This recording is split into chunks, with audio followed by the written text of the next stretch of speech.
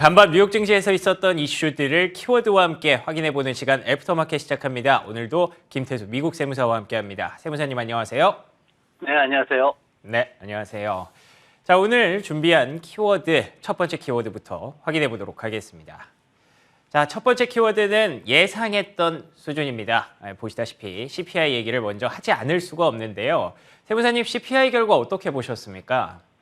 네, CPI가 작년 대비해서 6.5% 상승을 했습니다. 전월 대비해서 0.1% 하락하는 모습이었고, 그리고 이런 것들이 이제 예상치하고 잘 부합했다라는 게 핵심이었고요. 그리고 핵심 그 CPI를 보더라도 전년 동기 대비해서 5.7% 상승했고, 전월 대비해서 0.3% 상승하면서 역시 핵심 CPI도 예상했던 수치하고 일치하는 그런 모습을 보였습니다.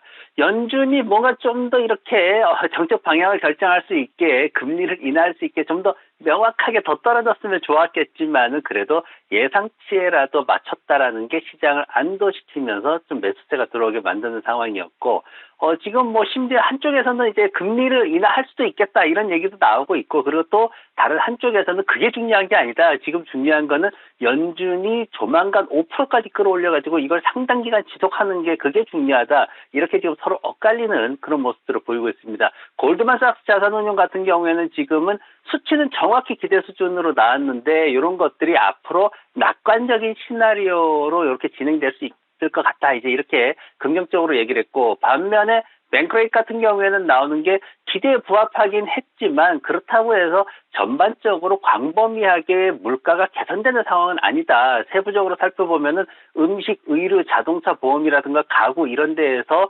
물가가 증가했기 때문에 이게 그렇다고 굉장히 좋은 데이터가 아니다. 이렇게 또 좀 부정적인 평가를 하기도 했습니다. 최근에 이제 연준 관계자들 나온 게 지금 라팔 보스틱 총재 같은 경우에 지금 메리 데일리 총재하고 같이 얘기를 했던 게 뭐냐면은, 올해 안에 5.1%까지 금리를 올려야 된다. 지금 이렇게 지금 주장을 좀 하고 있는 그런 얘기도 있었고, 그러다 보니까 전반적으로 많이들 엇갈리는 가운데 그래도 투자자들은 시장은 어제도 말씀드렸지만은 연준의 의사와 무관하게 기대감을 가지고 있습니다. 그러다 보니까 인플레이션 데이터가 원하는 만큼 나와서 주식시장을 끌어올리는 그런 모습을 보였고 FOMC 회의는 이제 1월 31일하고 2월 1일 날 열리게 되는데 2월 1일 날 어떤 발표를 할지 거기에 이제 다들 주목을 하고 있습니다. 맞습니다. 말씀해 주신 대로 이제 숙제 하나 끝났고요. FOMC가 눈앞으로 다가오고 있는데 물론 그 사이에 실적 시즌도 좀 있습니다만 FOMC에 대해서 이제는 좀 신경을 쓰지 않을 수가 없습니다. 시장에서는 어떤 전망들이 좀 나오고 있나요? 네, 어쨌든 시장에서는 인플레이션 데이터가 그래도 떨어지긴 했지만은 그렇다고 해서 연준이 뭔가 이걸 금리 인하라는 아니면 그런 쪽으로 방향을 틀기에는 아직은 좀 부족하다. 좀 더 확실한 증거가 필요하다. 이렇게 지금 얘기를 하고 있습니다. 지금 기준금리가 한 4.3% 정도 되는 그런 상황이죠. 그런 상황에서 지금 앞으로 금리 인상을 포기할 가능성은 아직까지는 조금 부족한 그런 상황이다라는 건데 블룸버그에서 나온 얘기가 뭐냐면은 금리를 3월 달에 5%까지 끌어올릴 수 있다. 이렇게까지 얘기가 나오고 있습니다. 지금 2월 1일 날에는 25 베이시스 포인트 정도로 0.25%포인트 정도 이렇게 올릴 정도로 그 정도로 이제 예상을 하지만은 이게 결국은 1분기에 가파르게 올라갈 수밖에 없는 그런 상황이 될 수도 있다. 이렇게 지금 전망을 한 건데 수잔 콜린스나 패트릭 하커 같은 이제 연준 총재들은 지금 했던 얘기가 뭐냐면은, 이번 2월 1일 날 발표되는 거에서는 0.25%포인트가 적절하다. 이렇게 지금 얘기를 했는데, 한 템포 조금 늦추는 그런 발언을 한 거죠. 하지만은, 그럼에도 불구하고 금리가 더 올라가야 된다라는 부분에 있어서는 아직까지 누구도 얘기를 하지 않고 있습니다. 그리고 지금 블랙락에서 나왔던 얘기가 하나가 있는데 뭐냐면은, 이거를 이제 그러니까 물가가 떨어지더라도 한 3.5% 수준 정도에서 올해 물가가 자리를 잡을 것이다. 이렇게 얘기를 한 건데 물가가 정점을 지났다라고는 다들 말은 하지만은 그렇다고 해서 우리가 안심할 수 있는 수준으로 연준이 원하는 2%까지 안심할 수 있는 수준으로 떨어지기에는 지금 상황이 좋지 않다. 이렇게 또 얘기를 했습니다. 지금 인플레이션이 뭐 떨어졌다. 이렇게 얘기를 할 수가 없다라는 그런 상황이라는 거죠. 그래서 장기화 될 수 있다라는 거에 대해서 좀 경고를 하는 그런 보고서도 나왔습니다. 그리고 이제 파이프 샌들러에서 얘기했던 것도 지금 뭐냐면은 25bp 인하할 수 있겠지만 그래도 50bp를 아직까지 제외할 수는 없는 상황이다라고 얘기했는데 아직까지 2월 1일 날 이제 발표되는 거에 있어가지고 25bp 정도로 많이 기울고는 있지만 50bp에 대해서도 확실하게 제거하지는 않는 그런 상황들이 계속 진행이 되고 있습니다. 매우 호의적으로 시장에 호의적인 데이터가 발표가 됐긴 하지만은 그렇다고 해서 시장에 확실한 믿음을 줄 정도로 정말 다우지수가 정고점을 뚫고 가파르게 올라갈 정도로 그 정도의 압도적인 믿음을 주는 숫자는 아니었기 때문에 투자자들이 지난밤에 굉장히 조심스럽게 매수세를 이어갔습니다. 맞습니다. CPI 결과는 긍정적으로 나왔습니다만 해석은 여전히 엇갈리고요. 한편으로는 조금 씁쓸하기도 합니다. 이렇게 좋은 결과를 좀 즐기지 못한다는 점이 좀 아쉽기도 한데요. 그게 결국 주식시장이겠죠. 계속 걱정의 벽을 타고 올라갈 수 있기를 기대해 보도록 하겠습니다. 자, 두 번째 키워드 확인해 보겠습니다. CPI와 연결해서 좀 볼 수 있을 것 같은데요. 리스크 온입니다. 제가 어제 같은 경우에는 이제 배드베스 앤 비욘드 얘기를 하면서 밈스탁이 왜 이렇게까지 올라가지? 이래도 되나? 라는 말씀을 드렸었는데 이번엔 비트코인입니다. 다시 한번 가즈아를 외치는 코인 투자자들일까요? 제가 캡처했을 당시의 가격이 18,899달러를 기록했습니다. 18,000달러를 뚫어낸 것도 오랜만이었는데 이렇게 19,000달러까지 육박하는 그런 상승세를 보여주고 있는 것이 지난 11월 달에 급락세를 확실하게 좀 만회하는 듯한 흐름이 나타나고 있어서 위험자산 선호 심리가 조금씩 살아나고 있는 것으로 일단 파악이 되고 있습니다. 그런데 단순히 CPI뿐만이 아니라 호재가 하나 더 있습니다. FTX라는 거래소 다들 기억하시죠? 예, 아직까지 거기에 좀 묶여 있으신 분들도 아마 계시지 않을까 싶은데 그분들에게는 긍정적인 소식이 될 수 있을 것 같습니다. 계속해서 지금 조사가 진행되고 있는 가운데 무려 50억 달러 규모의 유동자산이 발견이 된 건데요. 이거를 이제 묶여 있었던 투자자들에게 나눠주거나 이제 피해를 받으셨던 분들에게 이제 혜택이 돌아간다면 그렇게 된다면 진짜 최악의 순간은 벗어났을 것이다라는 기대감으로 이어질 수도 있겠죠. 물론 일각에서는 이 50억 달러라는 돈이 너무 크기 때문에 이게 만약에 피해자들에게 돌아갔고 그 다음에 이제 차익 매도가 될 경우 이때는 엄청난 충격이 될 수도 있다라고 하지만 어찌됐든 앞서 말씀드린 것처럼 최악의 순간은 벗어났다라고도 해석할 수 있는 부분이기 때문에 그리고 또 코인 시장이 최근 들어서 주식 시장 특히 나스닥 시장과 동조화가 많이 되는 부분이 분명히 있기 때문에 증시에도 호재가 될 수 있기를 일단은 기대하고 있습니다. 그래서 제가 궁금해서 이거 한번 찾아봤습니다. 다들 아실 겁니다. Fear and Greed Index. 그러니까 시장에서 얼마나 투자자들이 지금 공포감에 빠져 있는지 아니면 탐욕 쪽으로 흘러 있는지 그 지수를 파악할 수 있는 CNN의 유명한 지수죠. 어느새 탐욕이 많이 자라났습니다. 지난주에 보시다시피 Fear의 그러니까 42포인트 정도 수준이었는데 일주일 만에 58포인트까지 그리드까지 이렇게 올라왔다는 것은 일주일 사이에 엄청난 변화가 있었다는 거고요. 그 사이에 뭐 CPI도 안정이 됐고 증시도 랠리를 달렸고 앞서 보셨던 것처럼 비트코인 가격도 어느새 19,000달러까지 육박하는 이런 상황. 뭔가 시장에 나쁘지는 않은데 어딘지 모르게 가슴 한켠이 약간 찔리는 그런 느낌. 뭔가 이래도 되나 싶은 그런 느낌 받으시는 분들도 계실 것 같습니다. 역시나 이게 피어 쪽으로, 그리드 쪽으로 계속 갈 때 오히려 그때부터는 시장이 좀 불안하다라는 그런 법칙도 얘기가 나오고 있기 때문에 세무사님께 좀 질문을 드려보고 싶은 게 시장이 어쩌면 이게 좀 과속하고 있는 건 아닐지 이렇게 리스크온의 스위치를 켜도 되는 것일지 어떻게 생각하십니까? 네, 우선 비트코인 가격 상승을 이제 그 CPI 데이터랑만 연결을 하면은 사실 좀 무리가 있습니다.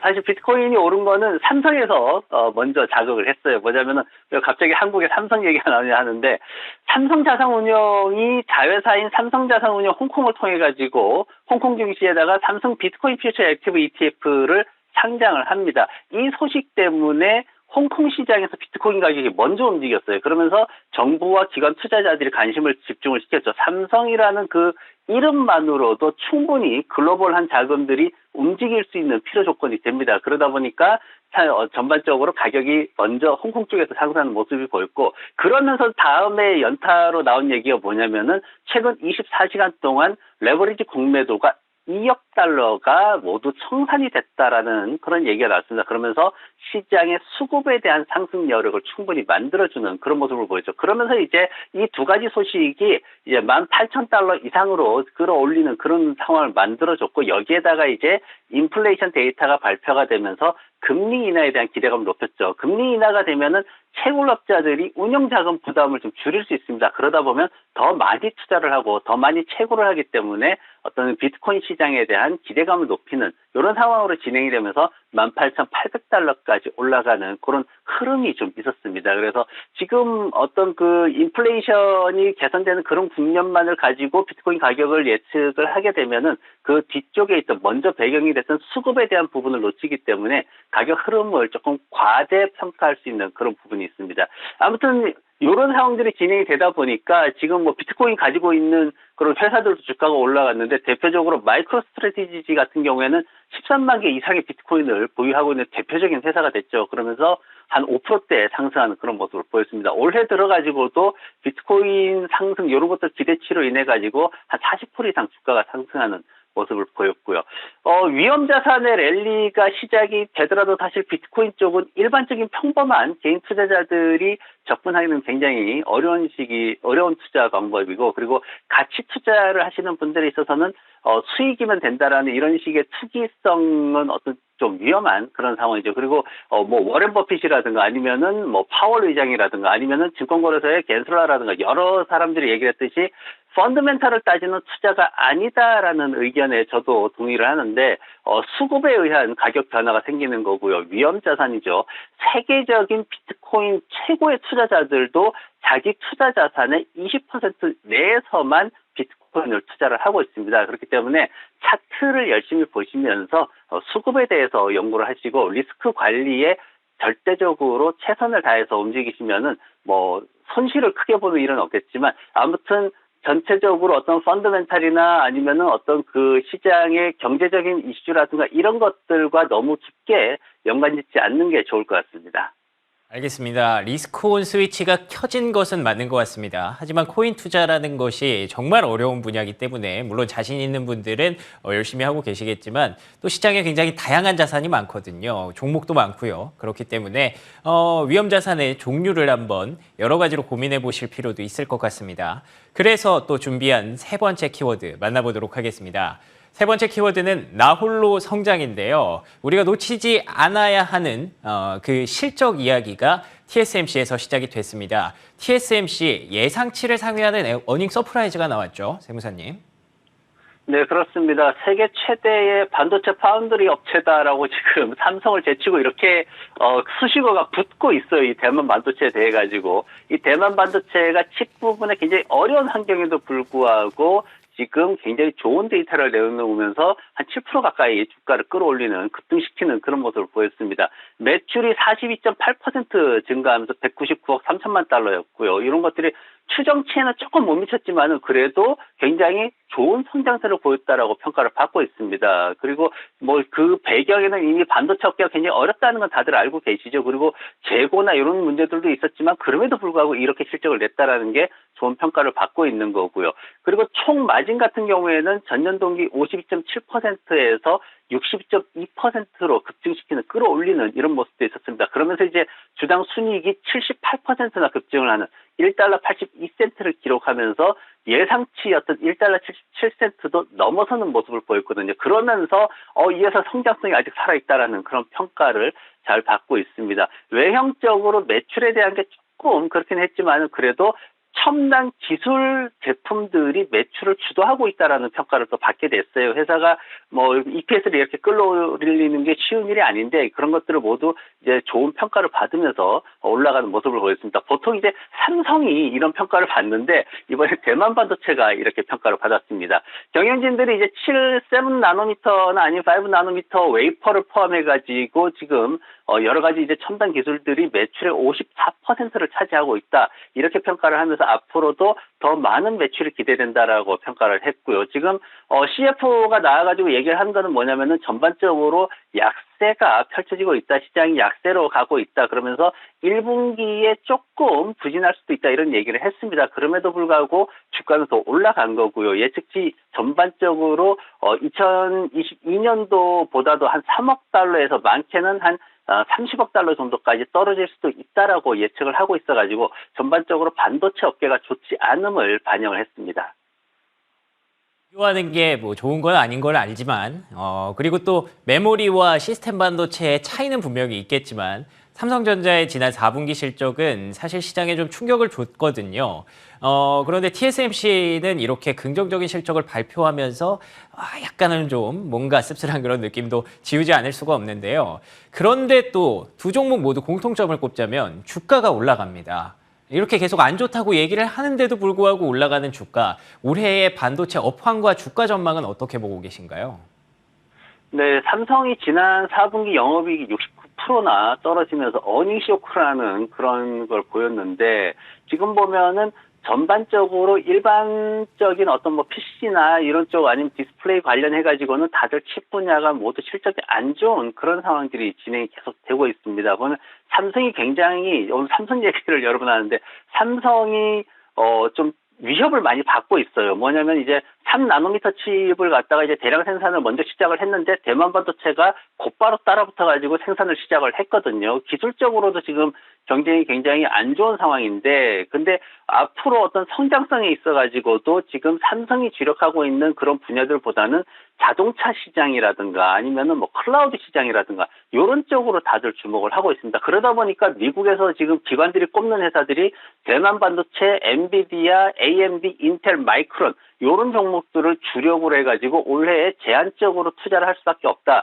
반도체 분야에서 더 어떻게 투자를 확장하기가 어렵다는 그런 얘기를 하고 있고, 그러면서 이제 좀 주가 흐름에 대해서 좀 우려하는 목소리가 있는데, 다만 이제 삼성전자나 대만 반도체가 말씀하셨듯이 주가 흐름을 비교를 해보면은 지난밤에 대만 반도체 상승한 걸 빼면은 지난 4분기 동안 현재까지 거의 비슷한 수준의 흐름을 보이고 있다라는 거죠. 이 어떤 성장 앞으로 어차피 회복이 될 거다라는 거에 대한 기대감이 여전히 남아있는 부분이고, 다행스러운 거는 삼성전자에 대해서 지금 미국 시장에서 기관들이 약 한 38개 정도 기관들이 분석을 하고 있는데 평균 목표치가 74,800원 정도 됩니다. 현재 가격에서 한 23% 정도 상승 여력이 있기 때문에 다만 시간에 대해서 조금 더 길게 걸릴 것이다라는 것뿐이지 어떤 기대감에 대해서는 사그라들지 않는 그런 모습을 보이고 있습니다.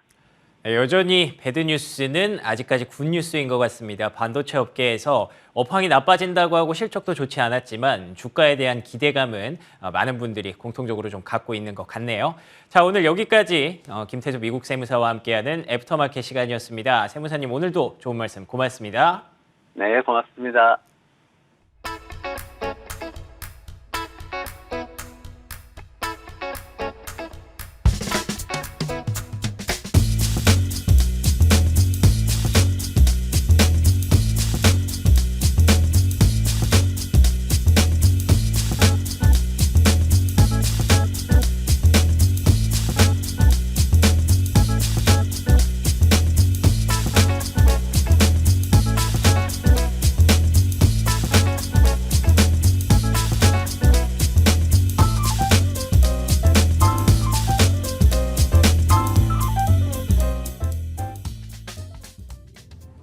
현지 시간 1월 12일 목요일장 마감 상황 전해드리겠습니다.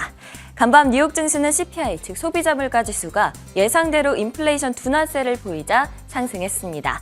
다우가 0.64% 상승했고요. S&P 500이 0.34%, 나스닥이 0.64% 상승했는데요. 시장 움직였던 주요 이슈들 자세하게 짚어보겠습니다. 간밤 미국의 12월 소비자 물가 지수 CPI가 발표가 됐습니다. 미국의 인플레이션 압력이 꾸준히 둔화하고 있는 것으로 나타났는데요. 12월 CPI 6.5% 상승했는데 예상치에 부합하는 수치였죠. 이는 6개월 연속 감소한 것이고요. 또 2021년 10월 이후 최소폭의 상승입니다. 2020년 5월 이후 전월 대비해서 감소한 것도 처음입니다. 이 때문에 연준의 속도 조절 기대감이 확산이 되고 있고요. 올해 첫 FOMC에서는 베이비 스텝, 즉 0.25%포인트 인상이 유력해지고 있습니다. 이번에 섹터 종목별 흐름 확인해 보도록 하겠습니다. CPI 발표 이후 물가 상승률 둔화세가 나타나자 대부분의 섹터가 상승세를 보였습니다. 필수 소비재 섹터는 소폭 약세를 보였지만 기술 섹터, 커뮤니케이션 섹터, 그리고 금융 섹터 등은 강한 흐름을 나타냈습니다. 또 유가 상승세에 에너지 섹터가 2%대 강세를 보이면서 상승폭이 가장 컸습니다. 종목별 이슈들도 자세히 살펴보도록 하겠습니다. 먼저 테슬라 소식부터 보겠습니다. 테슬라 주가는 중국 상하이 공장 확장 계획을 연기하기로 했다는 소식에도 불구하고 약 0.28% 상승했습니다. 원래는 중국 내에서 수요가 크게 늘어나고 또 수출 주문도 늘어나기 때문에 이에 맞추기 위해서 올해 중반에 상하이 공장 증설에 나설 방침이었습니다. 하지만 최근 곳곳에서 수요 둔화 신호가 보이고 있고 특히 중국 내 상황이 좋지 못하기 때문에 이와 같은 연기 결정을 내린 것으로 풀이되고 있습니다.